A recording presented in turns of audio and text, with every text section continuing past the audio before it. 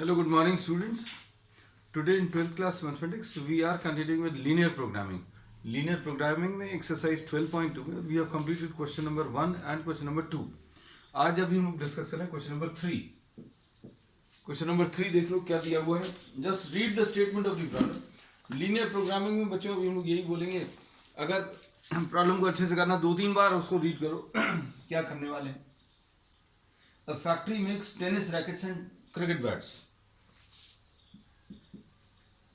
Tennis rackets and cricket bats. ये दिया हुआ है. अब इसमें क्या दिया हुआ है.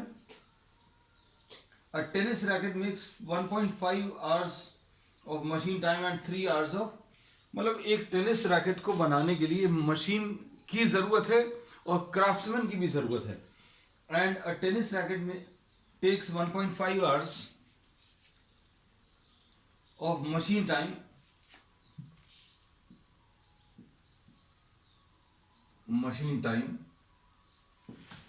एंड दूसरा है क्राफ्ट्समैन टाइम.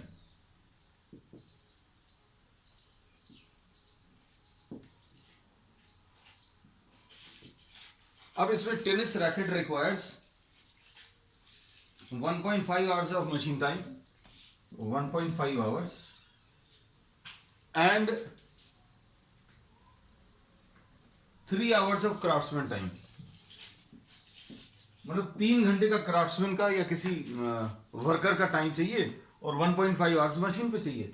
फिर उसके बाद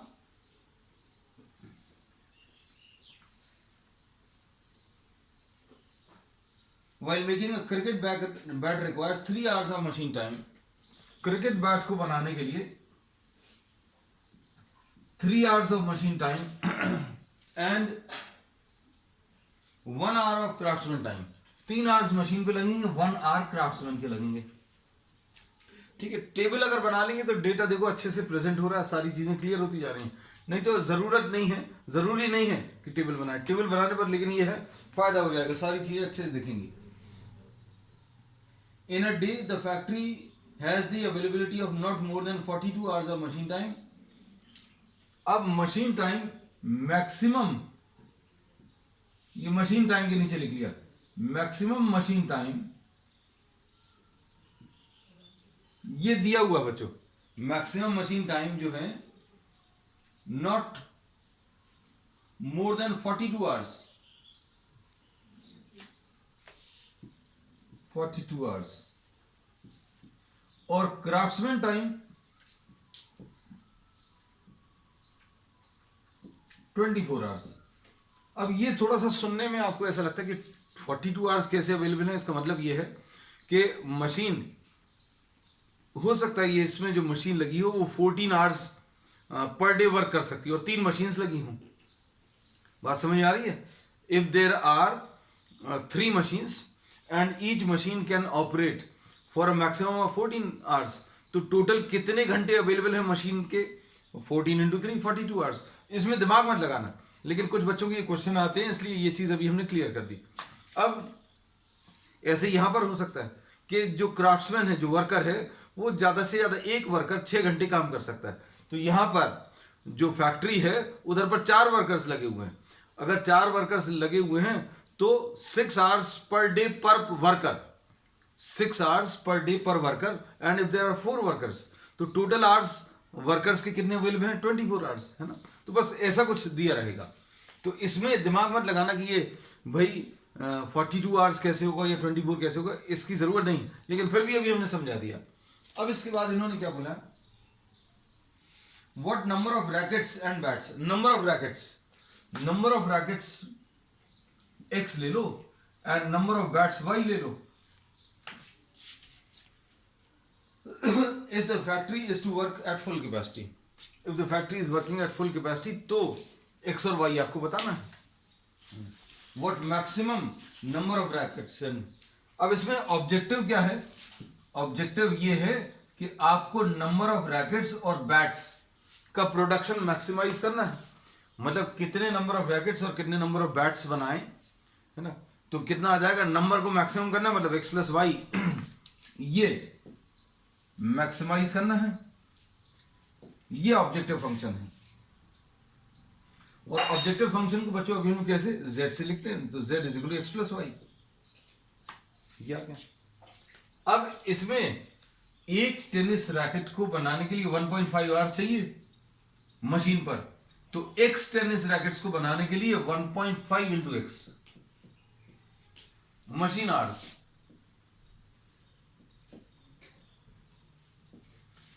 टेनिस रैकेट को बनाने के लिए, एक टेनिस रैकेट को बनाने के लिए 1.5 आवर्स, तो x टेनिस रैकेट्स को बनाने के लिए 1.5x।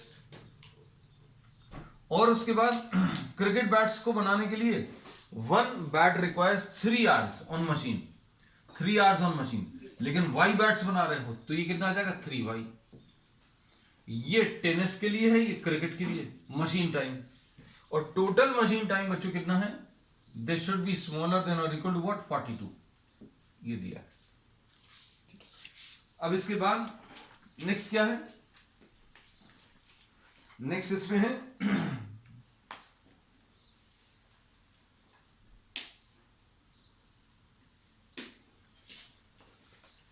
इसके कितने आवर्स दिए, 24 आवर्स। Craftsman hours 24। एक टेनिस रैकेट को बनाने के लिए 3 आवर्स ऑफ क्राफ्ट्समैन टाइम लग रहा है, तो एक्स रैकेट्स को बनाने के लिए कितना 3x लगेगा। 1 बैट को बनाने के लिए 1 आवर ऑफ क्राफ्ट्समैन टाइम लग रहा है, तो y बैट्स को बनाने के लिए ये मैक्सिमम कितना अवेलेबल है 24। तो ये बच्चों किस चीज का, क्राफ्ट्समैन टाइम है।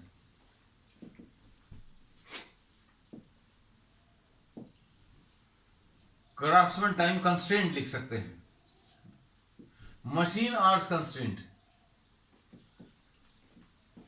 ठीक, अब इन दोनों को सॉल्व करना। और एक नॉन नेगेटिव कंस्ट्रेंट क्या होता है, x ग्रेटर देन और equal to 0 and y greater than और equal to 0।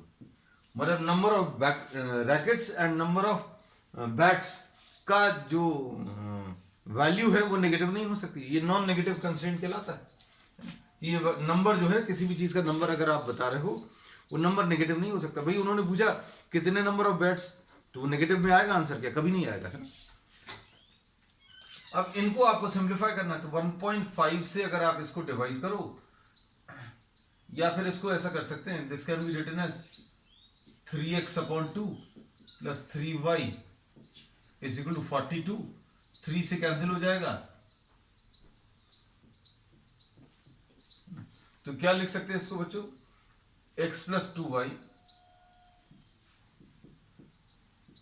x plus 2y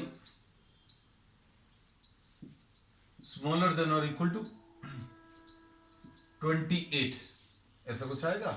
और 3x plus Y smaller than और इक्वल टू 24। अब इनको आपको प्लॉट करना। अब इनको प्लॉट करने के लिए क्या करेंगे बच्चों,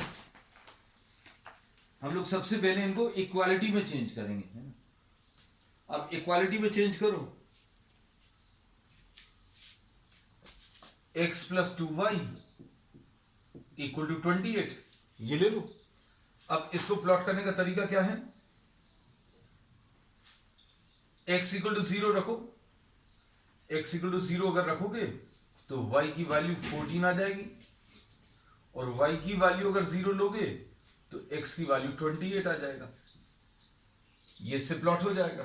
ठीक, अब हम लोग इसमें 5, 10, 15, 25, 10, 15, 20, 25, यहां पर भी 5, 10, 15, 20, 25। बच्चों अप्रोक्सीमेटली आपको डायग्राम ड्रॉ करना आना चाहिए। ये तो अभी हम लोग बहुत कर चुके हैं 10th क्लास में, लेकिन फिर भी अभी हम सारी चीजें आपको बताते जा रहे हैं। लाइंस को प्लॉट करना बहुत सिंपल है। आप x की वैल्यू 0 ले लो, एक y की वैल्यू 0 ले लो, और x की वैल्यू 0 रखने पर y की वैल्यू मिलेगी, है ना। तो y की वैल्यू कितनी है बच्चों, y की वैल्यू 14, तो यहां कहीं पर आएगी।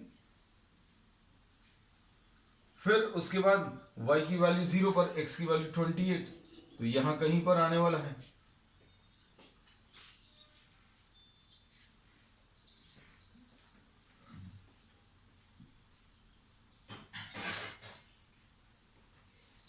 this is the type of diagram which you obtain. X plus 2y equal to 28. अब x plus 2y smaller than or equal to 28 क्या होगा? x plus 2y is equal to 28 plot करने के बाद अगला क्वेश्चन आता है x plus 2y smaller than or equal to 28 plot करना था. तो that this will be representing a region either below the line or above the line. करना क्या रहेगा? आप 0 0 रख कर देखो. इसमें अगर सेटिस्फाई कर रहा तो वो वाले हिस्से को शेड करना जहां पर 0 0 आ रहा है. अगर सेटिस्फाई नहीं कर रहा तो उस एरिया को शेड करना जहां पर 0 0 नहीं आ रहा. अब 0 0 इसमें रखेंगे तो कितना आएगा? 0 plus 0 is smaller than or equal to 28. तो सेटिस्फाई कर रहा है. और सेटिस्फाई अगर कर रहा है मतलब हमें वो एरिया लेना है जिसमें 0 0 आ रहा है. तो 0 0 इस लाइन के नीचे आ रहा है. तो अभी हम पूरा शेड नहीं कर रहे, सिर्फ ऐसा बता दिया कि इस लाइन के नीचे ये इन दो एरो से पता चल रहा है. ठीक है, अब ये काम खत्म हो गया. अब इसके बाद क्या करेंगे ये बच्चों, ये थोड़ा सा भी हम रब कर दे रहे हैं क्योंकि ये अपन लोगों ने कंडीशंस ले ली थी.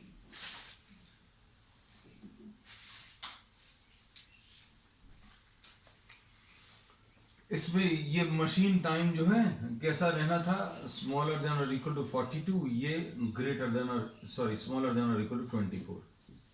चलो अब देखो दूसरी वाली लाइन को प्लॉट करें. दूसरी वाली क्या है?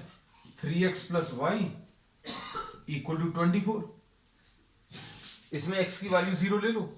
x की वैल्यू 0 तो y की वैल्यू 24. x की वैल्यू 0, y की वैल्यू 24, ये आ गया. फिर उसके बाद y की वैल्यू 0 तो x की वैल्यू कितनी आ जाएगी? y की वैल्यू 0 रखोगे तो 3x इक्वल टू 24 तो x की वैल्यू 8 आ जाएगी. 8 यहां कहीं पर आएगा.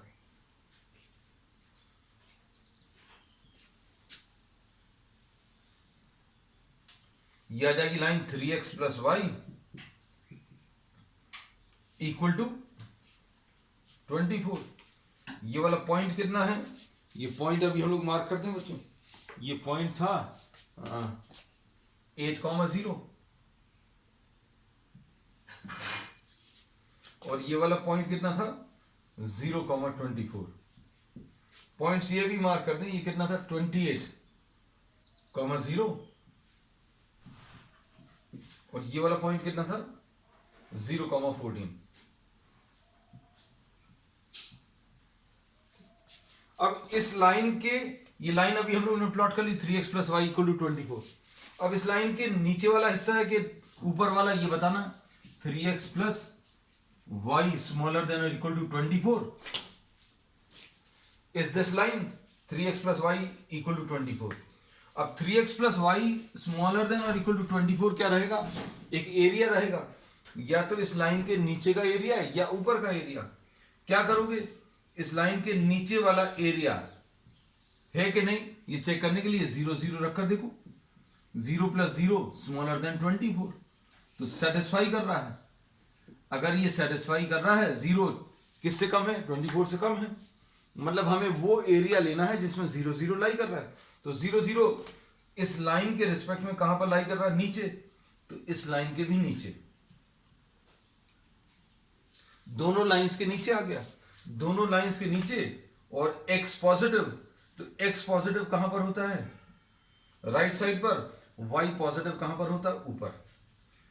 दोनों लाइंस के नीचे, इसके राइट साइड पर, इधर ऊपर. मतलब फर्स्ट क्वाड्रेंट का एरिया लेना है. जब भी ये आ जाए मतलब फर्स्ट क्वाड्रेंट वाला हिस्सा लेना है. मतलब this is the solution region. ये सॉल्यूशन रीजन आ गया है ना. अब इसके बाद क्या करेंगे बच्चों?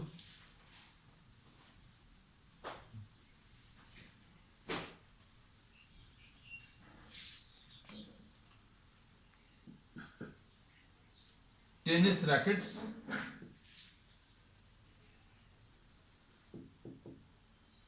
एक्स लिए थे, ये भूल नहीं जाए इसलिए फिर से लिख दिया. क्रिकेट बैट्स वाई लिए थे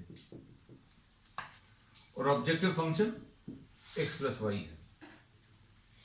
चल अब इसके बाद क्या करेंगे? हम लोगों को ये पता चल गया कि this is the solution region. अब इन पॉइंट्स को, इसके कॉर्नर पॉइंट्स को आप मार्क कर लो. ओ लिख दिया, इसको ए लिख दिया, इसको बी लिख दिया, इसको सी लिख दिया. अब इन पॉइंट्स पर इन पॉइंट्स पर अभी हम लोग क्या करने वाले हैं, इन पॉइंट्स पर ऑब्जेक्टिव फंक्शन की वैल्यू निकालेंगे। ऑब्जेक्टिव फंक्शन क्या है, x प्लस वाई। अब ये बी पॉइंट सॉल्व करना है, बी पॉइंट मतलब इस लाइन और इस लाइन को सॉल्व करना है। क्या है ये, 3x plus y equal to 24 और x plus 2y is equal to 28। इसको सॉल्व करना है। अब इसको सॉल्व करने के लिए क्या करेंगे, 3x plus y equal to 24, 3 से मल्टीप्लाई कर दो, 3x plus 6y is equal to, ये कितना आ जाएगा 90 माइनस 84, सब्ट्रैक्ट कर दो,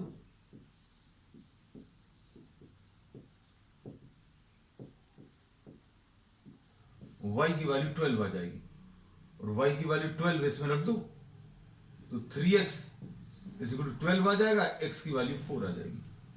तो ये पॉइंट आ जाएगा 4,12। अब ये 4,12 ये पॉइंट मिल गया। अब इसके बाद देखो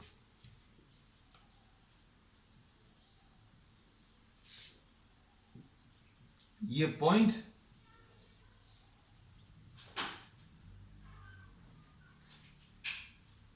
O 0 0, फिर A 0 14, B 4,12 और C क्या है 8,0। इस पर Z की वैल्यू निकाल लो। Z क्या है, x प्लस वाई। अब x प्लस वाई अगर आपको निकालना तो ये देखो x की वैल्यू 0, y की वैल्यू 0, तो इसका आंसर 0 आ जाएगा। x प्लस वाई मतलब 0 प्लस 14 यानी 14 आ जाएगा आंसर। 4 प्लस 12 यानी 16, ये आंसर आ जाएगा। और 8 प्लस 0 ये 8। तो मैक्सिमम चाहिए है तो x की वैल्यू 4 एंड y की वैल्यू 12 इज द आंसर। ये इसका आंसर आ जाएगा। अब इसमें एक और ऑब्जेक्टिव फंक्शन दिया है अगला सेकंड पार्ट में, if the profit on a racket and a bat is ₹20 and 10, racket पर प्रॉफिट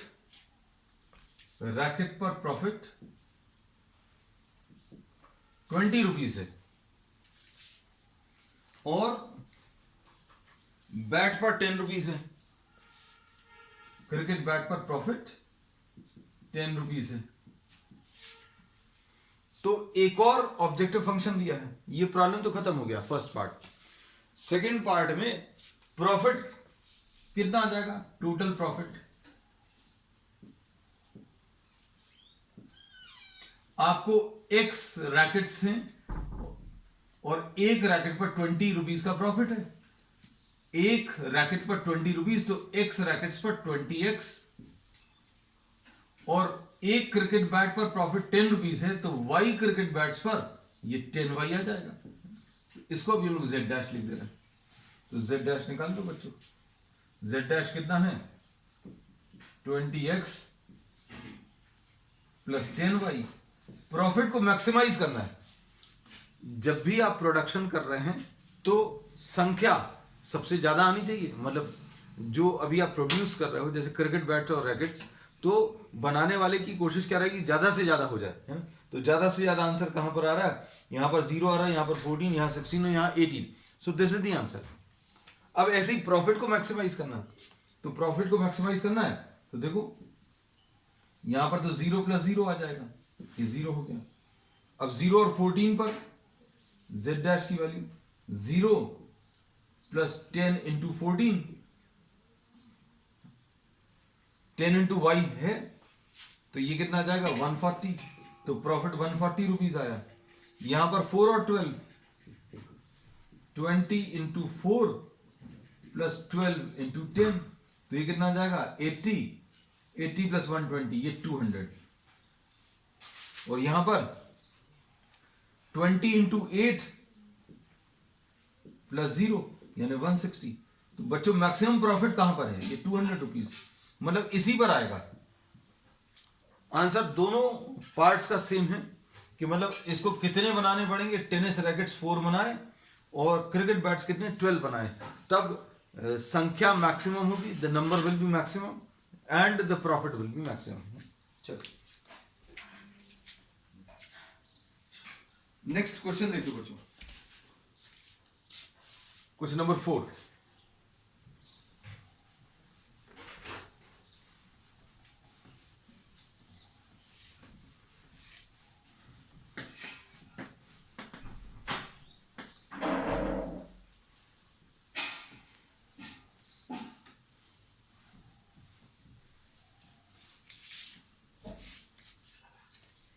क्वेश्चन नंबर 4 में a manufacturer produces nuts and bolts.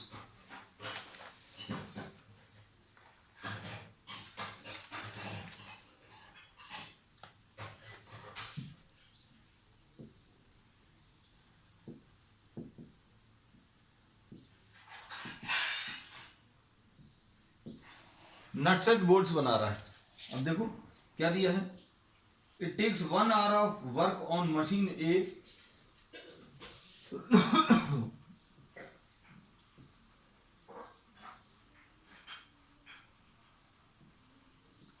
machine A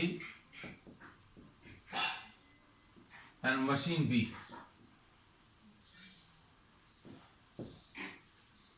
अब क्या दिया है इसमें प्रॉब्लम में, पढ़कर देखो। It takes 1 hour work on machine A and 3 hours on machine B to produce a nut. Nut को प्रोड्यूस करने पर A मशीन पर 1 घंटा और मशीन बी पर 3 घंटे, और बोल्ट्स को बनाने पर कितना है बच्चों,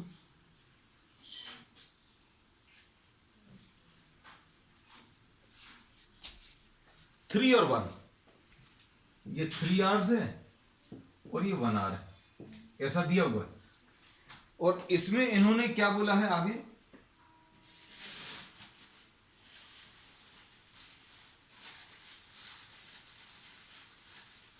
इन्होंने बोला ये जो मशीन ए है इसके आर्स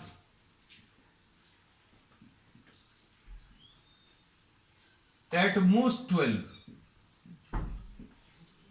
ज्यादा से ज्यादा 12, मतलब इसका जो आंसर आना चाहिए, जो टोटल घंटे ऑपरेट करना चाहिए वो स्मॉलर देन और इक्वल टू 12 होना चाहिए, ऐसा दिया है। ये किसके लिए, मशीन ए और मशीन बी दोनों के लिए। इसमें भी टोटल मशीन आवर्स जो है मशीन बी का लेस देन और इक्वल टू 12। मशीन की कैपेसिटी है बच्चों, ऐसा तो नहीं बोलेंगे कि 12 घंटे से ज्यादा काम करिए, 12 घंटे से कम रहना चाहिए टोटल। और इसमें प्रॉफिट क्या दिया है, 17.5 पर पैकेज और नट्स,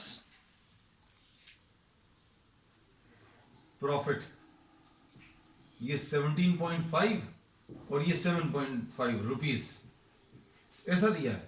नट के एक पैकेट पर 17.5 रुपीज का प्रॉफिट है और बोल्ट्स पे 7.5 रुपीज का है, ऐसे ही 7 रुपीज, सॉरी।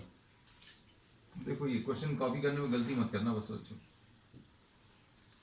तो सपोज x नट्स हैं, y बोल्ट्स हैं, तो ऑब्जेक्टिव क्या रहेगा, एक नट्स के पैकेट पर 17.5 रुपीज का प्रॉफिट है, तो x नट्स के पैकेट पर 17.5 इंटू एक्स, और एक बोल्ट के पैकेट पर 7 रुपीज का प्रॉफिट है, तो y बोल्ट्स के पैकेट पर 7 इंटू वाई।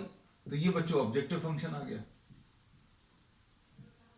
और इस फंक्शन को क्या करना है, मैक्सिमाइज करना है, ठीक। अब इसके बाद क्या दिया है,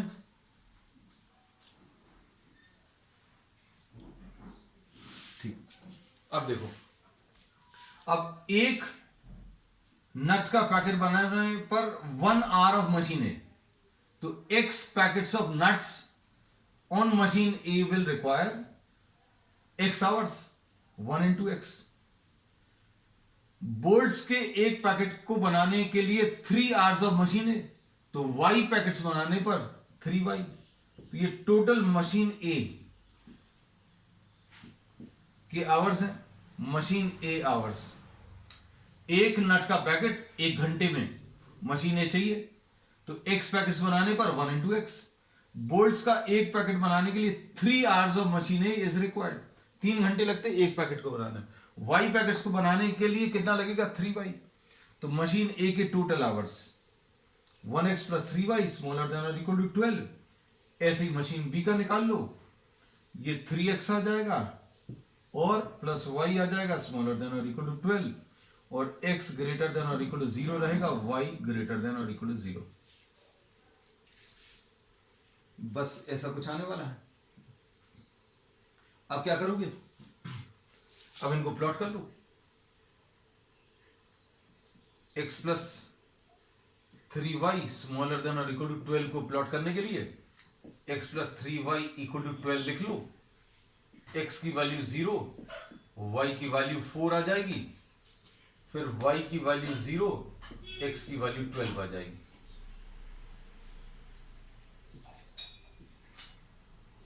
ठीक, 4 8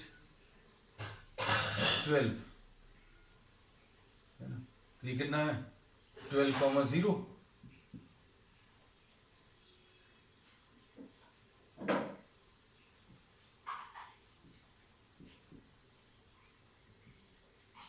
अब इसमें ये कितना है, x की वैल्यू 0, y की वैल्यू 4, तो 0,4।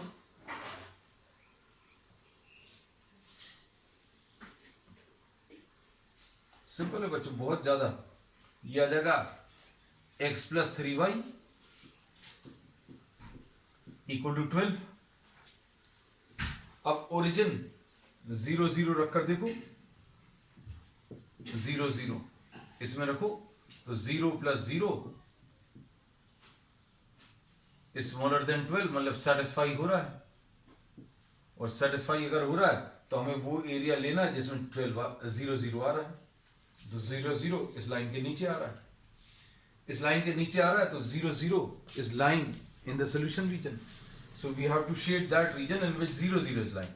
अब उसके बाद दूसरा वाला प्लॉट करना बच्चों। दूसरा क्या है,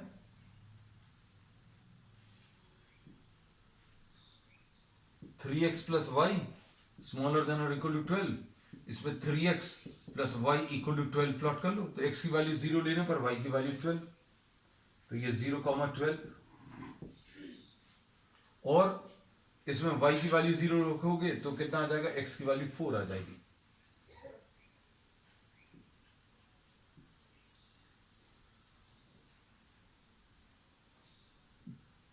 ये 4,0। अब इसके बाद बच्चों क्या करना है नेक्स्ट इसमें, अब इस ये लाइन कौन सी है, 3x plus y equal to 12। अब इसके नीचे वाला एरिया है कि ऊपर वाला है, रखकर देखो, 0 प्लस 0 स्मॉलर देन 12 सेटिस्फाई कर रहा है। तो 0 0 कहां पर है, इस तरफ है, तो इसके नीचे वाला, मतलब इस लाइन के भी नीचे, इस लाइन के भी नीचे, मतलब इसका आंसर कहां पर आएगा, इसका जो आंसर है this will be this region. इसको O नाम दे देंगे, इसको A नाम दे देंगे, इसको B दे देंगे, इसको C। अब इसमें B पॉइंट सॉल्व करना रहता है, तो x plus 3y equal to 12 और 3x plus y equal to 12। इसको सॉल्व करना तो क्या करोगे, इसको 3 से मल्टीप्लाई कर लो, 3x plus 9y is equal to 36 minus minus minus minus 8y is equal to minus 24, तो y की वैल्यू 3 आ जाएगा। तो y की वैल्यू 3 रखोगे तो 3 3 जा 9, ये 3,3 आ गया। बस सॉल्व हो गया बच्चों। अब सारे पॉइंट्स आपको मालूम है, आपको इस ऑब्जेक्टिव फंक्शन पर में रखकर चेक करना है। इसकी टेबल एक बना दे रहे हैं अभी हम आपको, यहां पर पॉइंट और z, o कितना है 0 0, a कितना है 0 4, b कितना है 3 3, C कितना है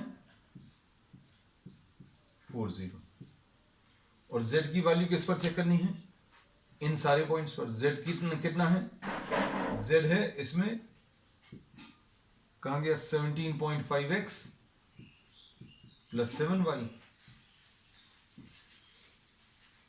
17.5x में आप x की वैल्यू 0 रखोगे तो ये 0 प्लस 0 आ जाएगा, और 0 अगर रखोगे तो 0 प्लस 7 इंटू 4 यानी 28 आ जाएगा। अब 3,3 रखोगे तो 17.5 इंटू 3 प्लस 7 इंटू 3 ये 21 आ जाएगा, और ये 52.5 आएगा। ये कितना, ये 21 और ये 52.5 73.5